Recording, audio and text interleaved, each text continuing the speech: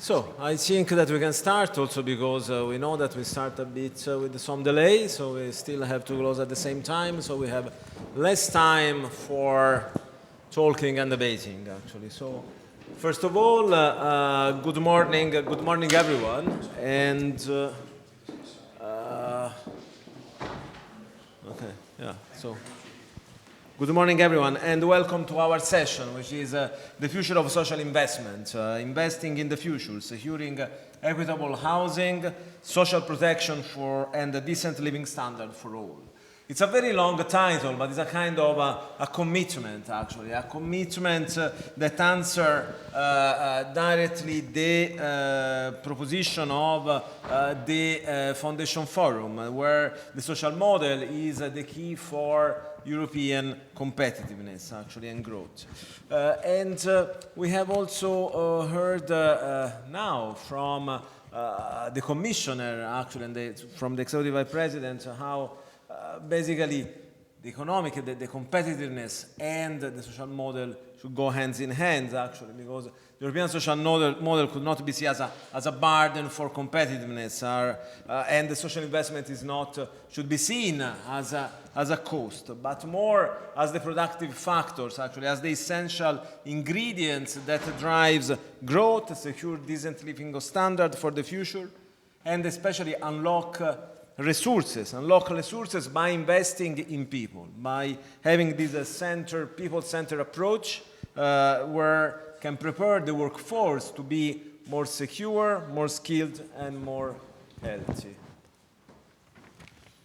And also because we know that the alternative is that the staggering cost of inaction. Actually, this was already discussed by Ivailo, so I'm not going to talk now, but we saw that the cost of the gender employment gap is 400 billion a year. This is the result of not investing in people. That in 10 years is like having lost 4 trillion of euros. Now, to visualize 4 trillion of euros is the market value of Apple in Nasdaq. So that's the cost of inaction, and is huge. But now, the task that we have now is to talk about the future, actually. It's to talk about the social model, because Europe is confronted by internal and external challenges, and how we secure resources, actually, for keep investing in the European social model, how to make the social investment even more necessary for competitiveness. And for doing that, actually, we have a great panel, actually, that I'm going to introduce now. And we have Sven Schreurs from the University of Amsterdam. We have Michelle Norris, that is the director of the Geary Institute for Public Policies of the University of College Dublin. We have Katalin Deppner-Quittner as senior banker for the European Investment Bank and an expert in public infrastructure financing. We have Phil Nihey, the General Secretary of Irish Nurses and Midwives Organization, and also the Irish Trade Confederation Organization. And Mila, Shamku, Coordinator of Social Services Europe.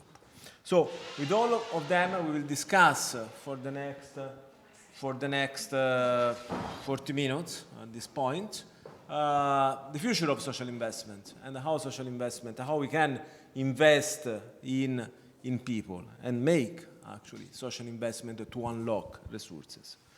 And we start our discussion, actually, by establishing the fundamental economic case. We heard from also, again, from the vice presidents, the question is not to say how, if the social investment matters, we know that, actually, but how we can keep affording it in a period where we are challenged. So the challenge is now also political and in terms of financial strategy, how we can convince that the social investment is not a nice-to-have thing, but is an essential ingredient for our Ministry of Finance, actually, and is an ingredient for productivity and competitiveness, as Draghi writes. So how we can do that? And Sven, I pass the floor to you, actually, on how we can convince the Minister of Finance that it's not a nice-to-have thing, but is an essential part of our economic growth model. Thanks a lot, Massi, for the opportunity to kickstart this debate. I mean, starting with a massive cliche, but as you said as well, it's a very timely event given the kind of multiple strains that European welfare states face, the green and digital transition, geopolitical insecurity, demographic aging. And I think the question that we should be asking ourselves against this background is exactly not whether we can afford to invest in human capabilities in care and education, whatnot, but whether, as Ivailo hinted at this morning as well, whether we can afford not to do so. Because the evidence is there, it's maybe even growing when it comes to the benefits of early childhood education and care, active labor market policies, lifelong learning, adequate social protection, and in particular also about the kind of complementarities, the kind of ways these different policies can reinforce one another in stimulating productivity, growth, innovation as well. And I think that insight, rhetorically, intellectually, has been gaining currency in Brussels in many member states over the past 2 decades. But the problem is rather that the way that is translated into institutional policy practices remains much more fragile.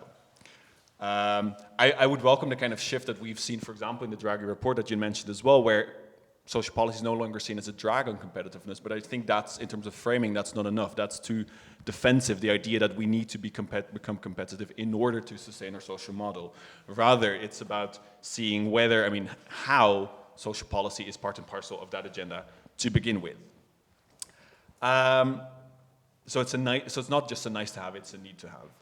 Now, what is to be done, especially for the EU institutions? I think one avenue, and I don't want to say too much about this because I know some others will touch upon this, but it's important nonetheless, is EU funding, the EU budget, especially given the fiscal constraints that many member states face at present. As I said, I don't want to say too much about this, but I don't out of hand reject this trend towards centralization that we see with the current proposal for the multi-annual financial framework. I think it has a certain potential to, let's say, upskill the social investment agenda, going beyond the fragmented, temporary nature of kind of traditional cohesion policy funding. But I think there is a huge risk of throwing out the baby with the bathwater, in the sense that we gain more flexibility but lose focus, and that will lead to a dilution of the social investment agenda. But I know others, and Mila in particular, has more, let's say, deep insights on this topic.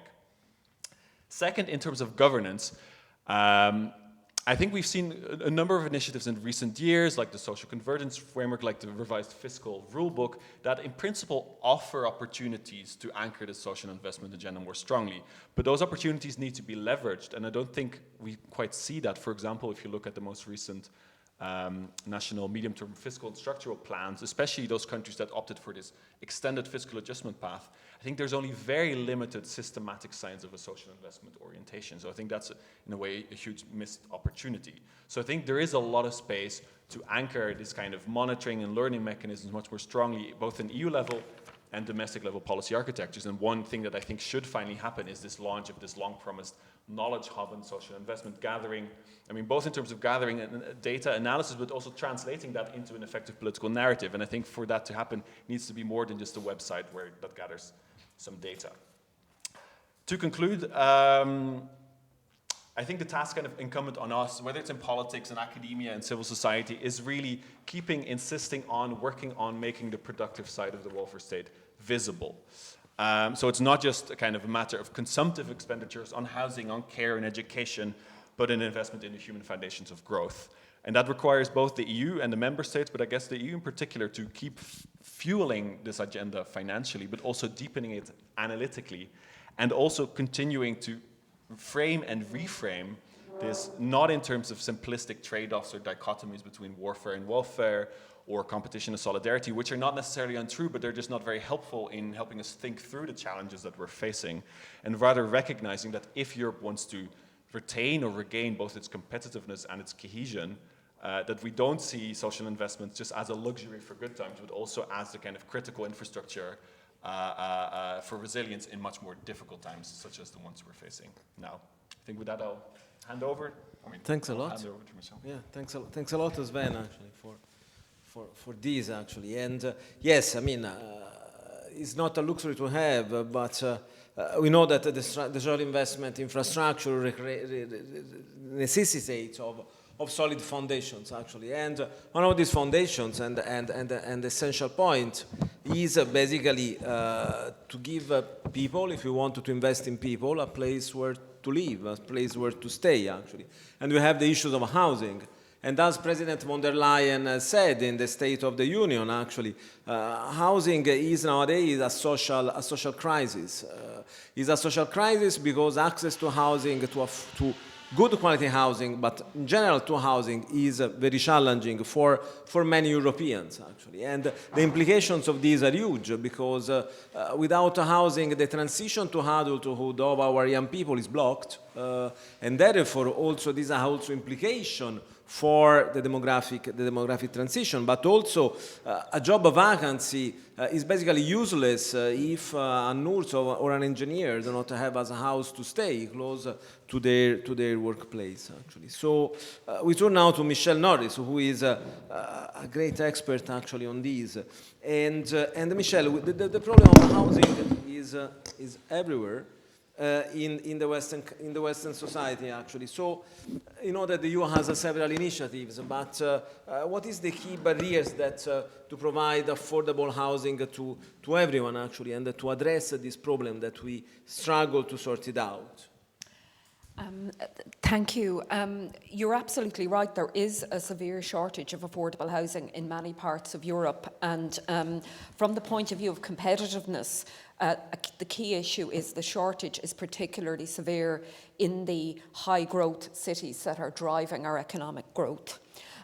So this is undermining competitiveness because employers can't recruit the staff they need. It's driving wage inflation. But it's also undermining social cohesion.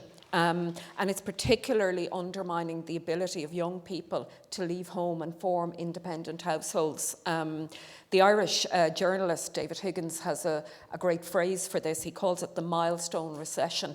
The milestones we traditionally had in leaving home, forming a family, having children, are occurring later and later in life, and in large part because of housing. So this development obviously reflects lots of things related to the economy, related to lots of factors. But in terms of housing, in my view, it reflects decades of short-term and incoherent thinking from policymakers at EU member state level and to a lesser extent at EU level, because the EU doesn't have competencies in relation to housing. So, for instance, at member state level, we've seen privatisation of social housing across Europe. In Ireland, we've privatised 2/3 of all the social housing we've ever built. And we've also seen cuts in capital budgets for new social house building, and the redirection of that investment into what we call demand-side subsidies, things like housing allowances for private renting tenants. And then in the market, we've seen developments in financial markets and land markets, which are often referred to by the shorthand financialisation, that have driven up the prices of assets and undermined the ability and the willingness of private developers to deliver what Americans call naturally occurring affordable housing. In other words, market housing that's just affordable to the average person. So, kind of going back to your thesis, Massimiliano, that the cost of inaction is much higher than the cost of investment. I think the case for intervening to invest in affordable housing absolutely supports that thesis. Particularly in the social housing sector, the very large, well-functioning social housing sectors we see in countries like Austria, like Denmark, the Netherlands and France, over the very long term, they are in large part self-funded by tenants' rents. Obviously, there's a government subsidy, but in large part they're self-funded. So they're a much better value solution than the alternative, which is subsidising housing allowances for private renting tenants, which in the context of restricted supply just increases prices for everybody, whereas building more social housing has the opposite effect. So how do we achieve this? I think the key is we need more long-term coherent thinking on the part of policymakers at EU level, but particularly at member state level, where the capacity to finance and invest in social housing and affordable housing really lies. So that should involve supporting the provision of more social housing, but at rents that are affordable, but also realistic and sustainable over the long term, linked to cost, avoiding the temptation to privatise sectors because it's very popular with voters, but long term very unwise. We obviously need public subsidies to support that, and I know Katarina is going to talk about the role of the European Investment Bank, which has been enormously important in financing social housing, particularly in those countries where the potential for public investment is more restricted. We also need some grant finance. But also I think we need to remove the barriers that governments have put in place for themselves that stop delivery of social housing and stop them addressing the housing unaffordability crisis effectively. And there's just two EU-level barriers I'd like to highlight in particular. The EU state aid rules have been used to stop governments or social housing providers in countries like the Netherlands in providing social housing to low to middle income working households and force the sector to concentrate on the poorest. And there is a real missing middle issue in housing policy. There are people with incomes just above the limit to get into social housing but cannot afford to rent or buy on the market, and we need to address those issues. So I think the EU state aid rules need to be examined in that regard. Secondly, the European national accounting rules in recent years have led to the recategorisation of non-profit social housing providers and financing mechanisms that traditionally were categorised outside government back onto the balance sheet of government.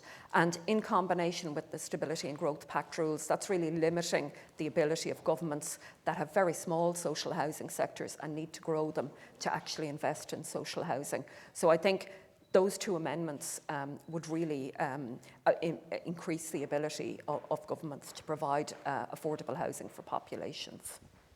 Thanks a lot, Michelle, for this. And yes, financing is crucial actually in a sector like housing where investments are huge and big. And in this, the European Investment Bank actually has played a huge role. Actually, the European Investment Bank is the financing arm of the European Union, and one of the major multilateral banks that is owned by and governed by the member states that in the previous 70 years of life actually has launched more than 14,000 projects actually to financing the EU strategic priorities.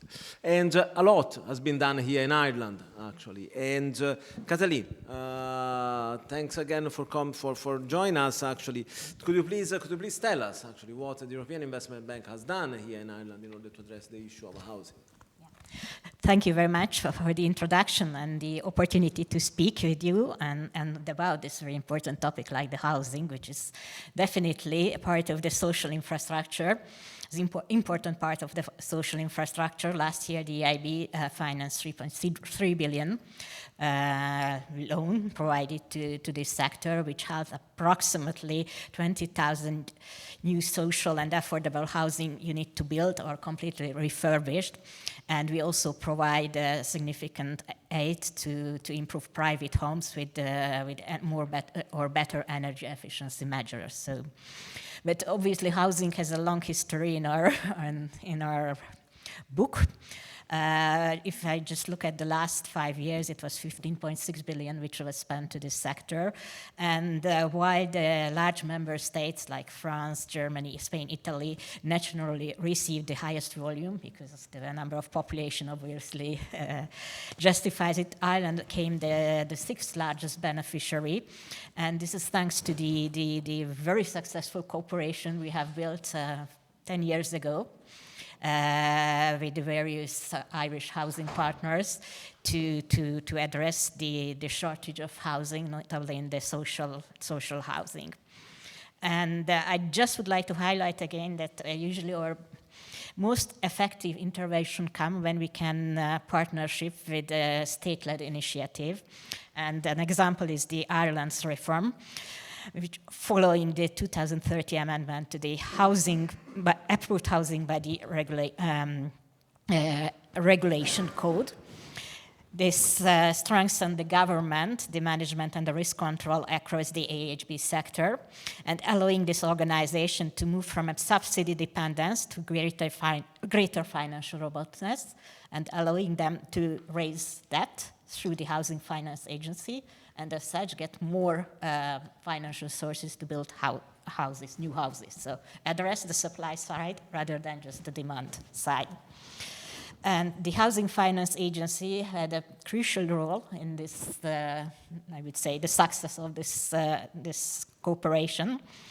They began to lend the AHBs under the strengthened framework. However, at the time, we are talking about 2014, long-term affordable fixed-rate financing was basically inexistent, especially in Ireland, because the effect of the financial crisis was still there. So, on the other hand, social housing really need these elements in order to keep the rents affordable or even more social. So the discussion between the HFA and the EIB has started, and in early 2014, and the first loan, which was a kind of framework loan, was launched in early 2015, which aimed to provide very relatively cheap, long-term, 25-year-old fixed-rate financing to HFA, who then on-lent it to the AHB as long as their request was approved and reasonably justified. And this had, as I mentioned earlier, to keep the affordable, or keep the business, I would say, manageable. So the rent could have been kept the level which the government aimed to keep, to be sociable. But on the other hand, the AHB were able to service their debt because there was a long tenor, so the annual capital repayment was moderated, and also the interest rate was fair and fixed. So this was a very successful initiative in 2015, and initially we set it for 4 years, but it was so, let's say, popular that after 2 years the whole facility was allocated, and we started a new loan. This time it was 200 million already with the HFA. And since then, we have 4 different facilities, 750 million total value by the end of 2024. And it's meant roughly 5,300 new construction and further 550 refurbishments. So it's not just money, but we have the tangible results that the market is definitely there. If my statistics are correct, it's roughly 10% of the overall new social housing construction in Ireland, or maybe more. I just need to check these figures. So what next? In 2025, this year, we have launched the 5th facility, but this time with a slightly different feature in order to accommodate the need for the affordable housing sector, which in Ireland is based on the cost rental model. So what we did, 40 years of loan, 400 million overall facility, and this is much more or less the government initiative who could complement the, I would say, the affordable housing provider with another 40-year loan with if I'm not mistaken, 1% fixed rate, and up to 20% of equity contribution. So we will see in the next couple of years how tangible results will turn. That's very good. Yeah, that's very good, and is a lot of actions actually that you are doing, and with an incredible number of numbers actually that you throw on the debates. Yeah. And but we saw the economic side of the social investment. We discussed the housing actually, but then social investment is also based in order to provide people-centered policies on services actually. And now we move to services, and in order to deliver high quality services, there is one fundamental ingredient, which is the workforce, actually. And we know from also the European Working Conditions Survey that sometimes the quality of jobs on services in healthcare sometimes is not easy, and conditions are not easy.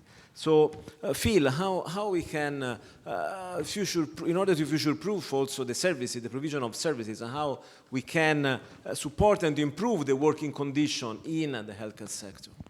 Thank you very much, and delighted to address this topic.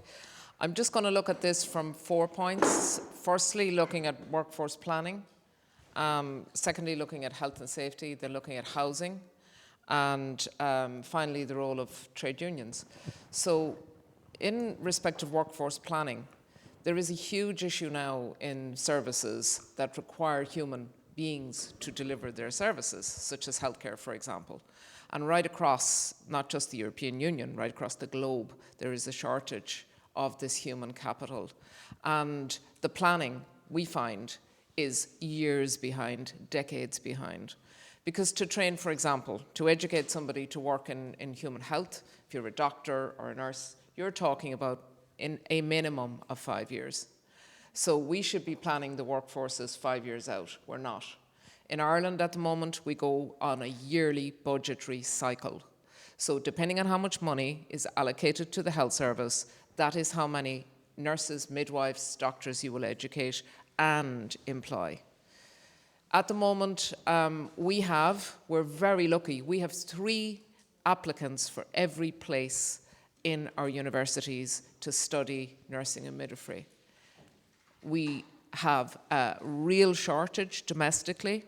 Last year, our first-time registrants were just over 7,000.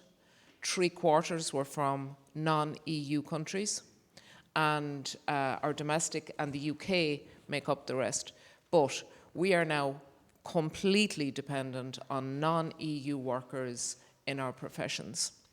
And when they come here, what we don't tell them is that 70% of their wages, if they're going to work as a nurse, is going to be spent on rent.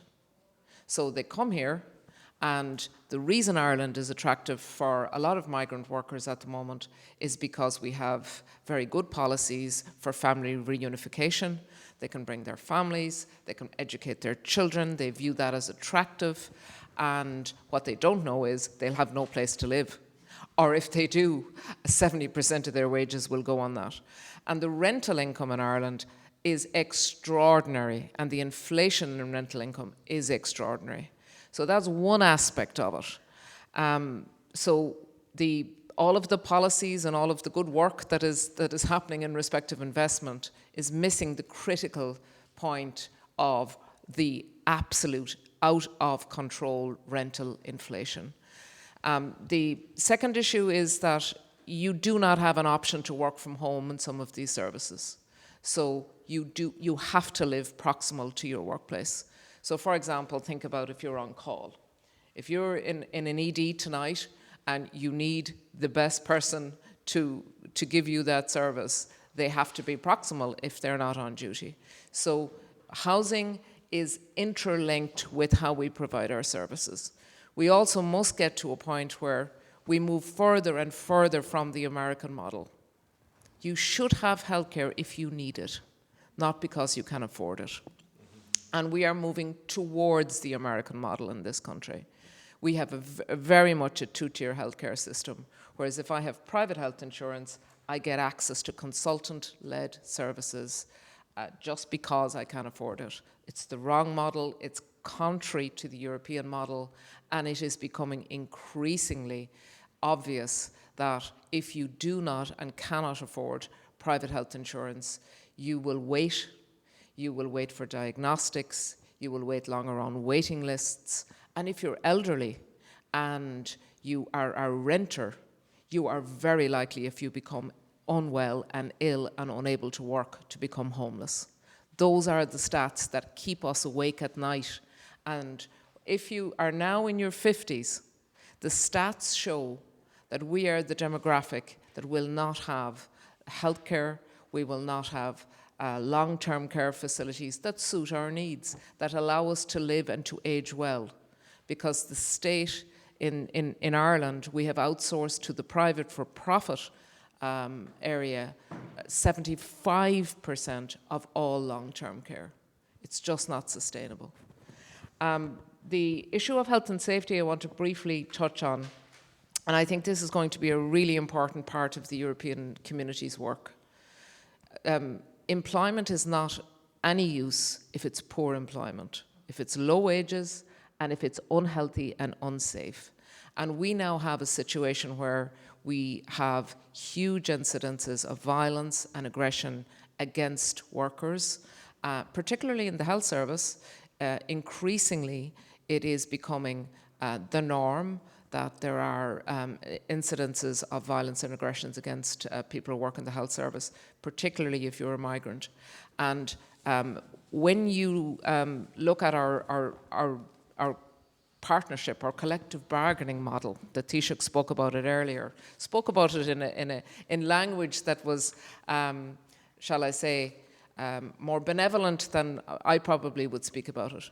Because we have a system in this country where, yes, we have access to government. Yes, we have the right to meet employers in the public service.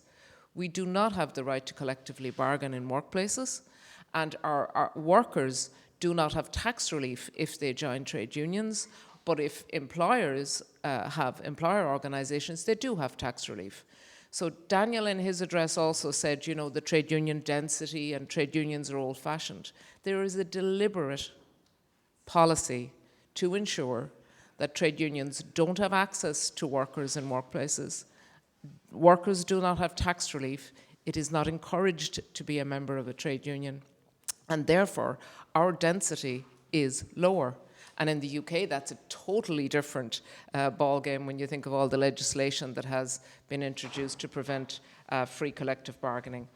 But in the round, I think we must give greater say to the workers who deliver our services, who know what the future is going to be like, and we must invest in the state providing healthcare services on a universal model, so that when you are sick or when you are old, you are guaranteed that you will be cared for properly and that you will be cared for in a humane way that ensures it's not the profit that matters, it is that you are living your best life. Yes, yes. Thanks a lot. I think that you could not describe better several of the challenges that our society are facing, actually, so thanks a lot for this. And Mila, your organization represents providers across Europe of childcare, of all the services actually. And this is instrumental for the delivery of the social agenda. Given all these challenges that we discussed nowadays, actually, how can Europe continue to champion its social agenda and secure essential investment for the future, actually, in terms of services? Thank you. Thank you very much for the floor. As you said, Social Services Europe is Europe's leading organization for non-for-profit social service providers. Our members employ 11 million people across the EU and provide services such as you were mentioning, childcare, elderly care, integration of migrants, support to people experiencing homeless and poverty and integration at work for people with disabilities, services to people with disabilities. And I'd like to read you a quote, and I won't have you guess who the author is because I'm sure you'll recognize him. It's a man. Europe's fundamental values are prosperity, equity, freedom, peace, and democracy in a sustainable environment. The EU exists to ensure that Europeans can always benefit from this fundamental right. If Europe can no longer provide them to its people, or has to trade off one against the other, it will have lost its reason for being. Because this is everyone's favorite read, I'll tell you, it's Mario Draghi's competitiveness report. Social service providers were a little underwhelmed with the social ambition of the Competitives report. Nevertheless, it has many interesting elements that should be taken into account. in terms of social policy. Since the adoption of the European Pillar of Social Rights, many indicators of the social scoreboard have actually gone down. Some have improved in terms of convergence, and many have gone down. This is not my organization stating this. This is Eurofound's own research, and some of them relate to access to housing. And I won't be too long on that because my excellent panelists have already discussed that. And disability gap is also gone down as an indicator.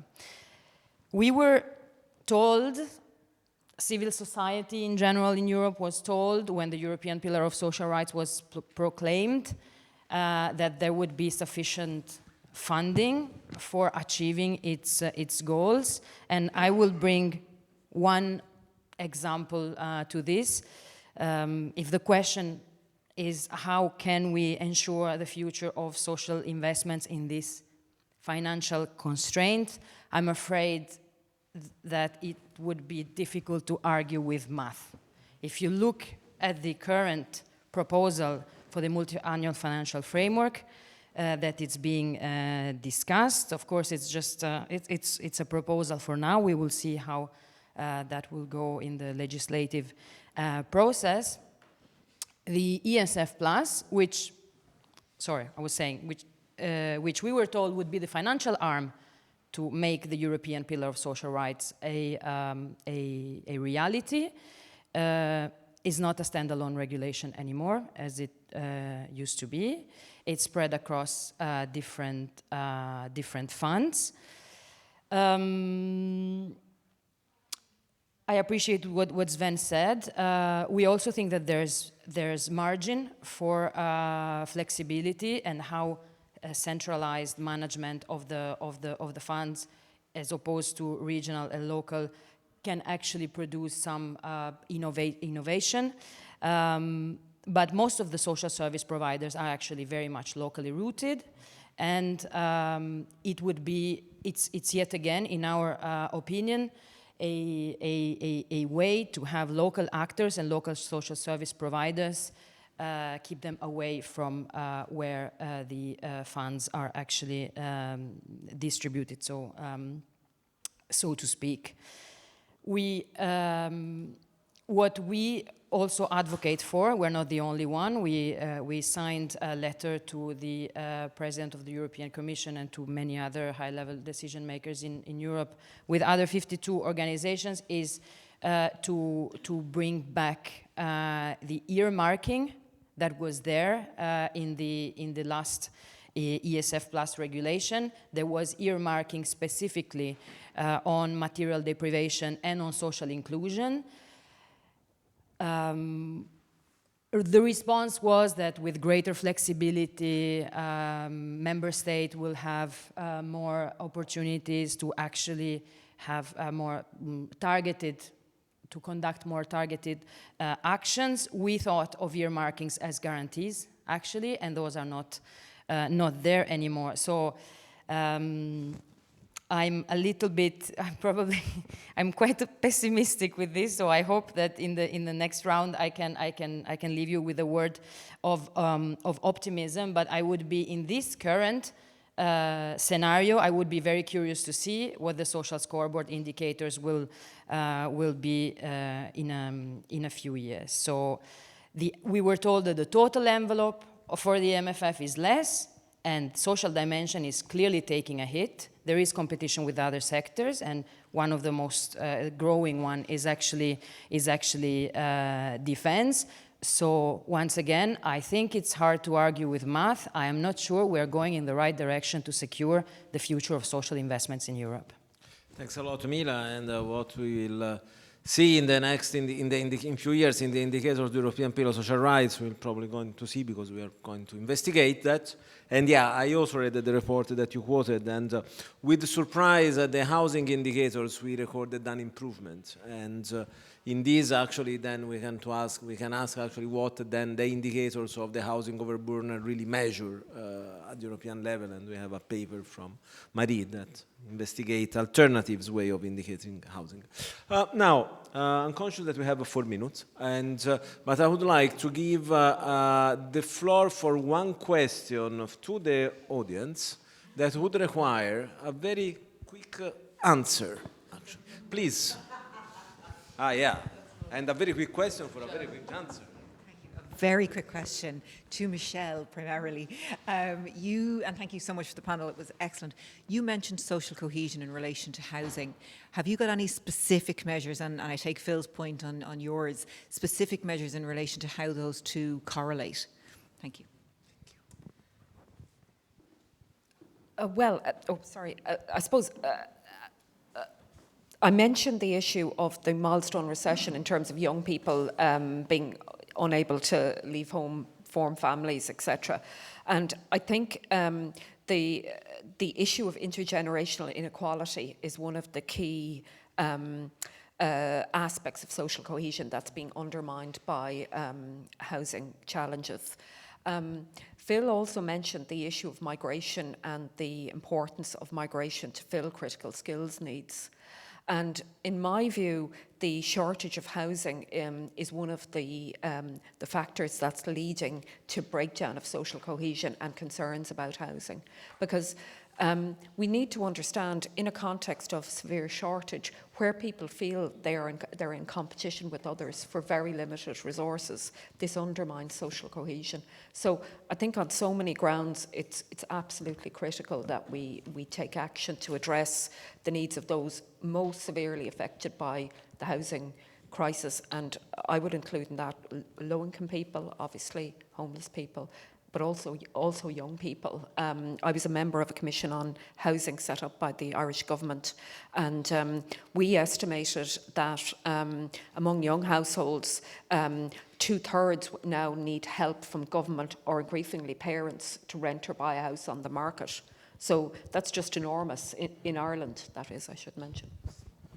Yes, absolutely. Thanks a lot.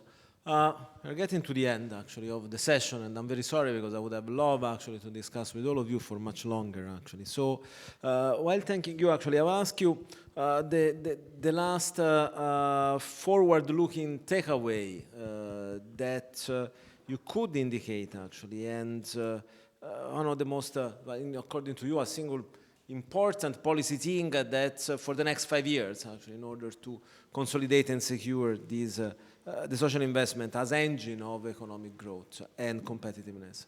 And I will reverse the order this time. So, Mila, and please, actually, 1 minute maximum, because at 15 we'll start Lee Anderson to talk, actually. So we have to conclude the session very.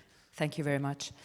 A lot can be done with already existing laws and initiatives, and we are very much active on the fronts of socially sustainable public procurement, which can be a good leverage, on state aid, even though the level playing field for social service providers is actually quite complicated, on service of general interest, and on many other initiatives. And to conclude with optimism, Eurobarometer says that 80-something% of Europeans think that social Europe matters to them personally in their life. And I believe, this is not my quote, it's the quote of a former French president, that Europe will be social or it won't be. So this is my takeaway. Thanks a lot. Thanks a lot. Phil.